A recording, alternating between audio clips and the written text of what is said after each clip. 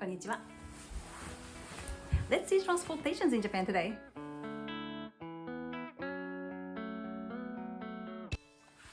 In general, services in Japan are amazing, like shops and restaurants. People say customers are God, but you see it. I mean, it can be fake though. Especially transportation services, I find it always amazing. The train I took yesterday was 4 minutes behind the schedule. The conductor kept apologizing in the announcement, saying, 本日は踏切の安全確認を行いました影響につき.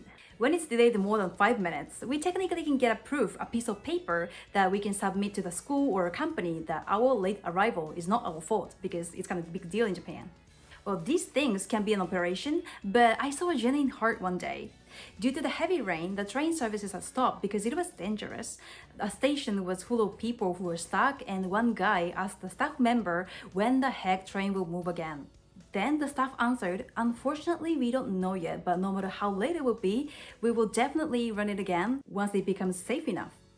I can't forget this moment because I could see his will that he might stay there until 2-3 in the morning until the problem solved.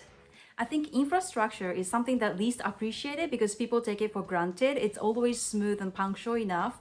So people don't really appreciate unless they have like some special occasions, but complain when they have problems, Another thing I can think about is that many seats are movable. So if you're traveling with 4 people, you just can slide and have a group seat.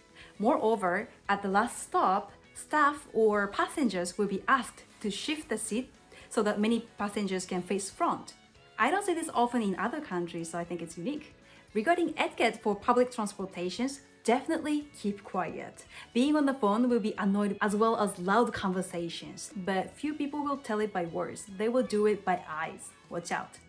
For trains, it's okay, there will be some kind of noise all the time, but for buses, the driver will stop the engine when the traffic light is red. Then it's freaking silent. I can't wait to have the green light. I mean, in Japan, we call it blue though. The color is kind of blue-greenish, but we call it blue. But yeah, it's awkwardly silent. Yeah, it's crazy. Drinking alcohol in the train is okay, but not for noise, Even like phone ringing with the sound or the big noise from headphone will be an issue. And also, waiting in line. In Japan, at the platform, we know exactly where the doors come, so people are waiting at that position in 2 lines, and once the train arrives, they will go to the edge to make the path for the passengers to get off. This is kind of additional information, but for tourists, maybe it's good to remember that the price will be charged by distance, not by a ride. Because I remember in Marseille, it was one price for one journey, including the transferring. So transferring from metro to a bus won't be charged if it's within an hour. Since I'm from this country, the most shocking thing in France was strike. Oh gosh, it was crazy. One day, teachers were like, guys, there will be a strike on this day, but we have classes, so ask friends who have a car to give you a ride or stay at a friend's place who live close to school. If you don't find anything, write your name here. Then, literally no buses for a few days. Many students gave up coming to school. I could survive because I had my motor scooter, but then, for Christmas, they did it again. And even worse, no limit of time and more company involved.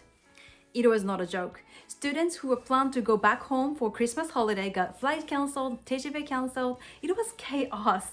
I went to Alsace for the Christmas market. Thanks God we could fly, but we had to wait for an hour for a train to go to city center, which is like 15 minutes away. While in Japan, we don't really hear about strikes usually, but a bus company went on strike in 2018 in an interesting way. They did run the buses, but the drivers refused to get the fee from passengers because they were against the company and the government, but not for passengers. After my struggle in France, it sounded amazing. People complain that the transportation in Japan is expensive, and I think it's true, but the service is amazing. I don't know how many people will see it, but thank you so much all the time.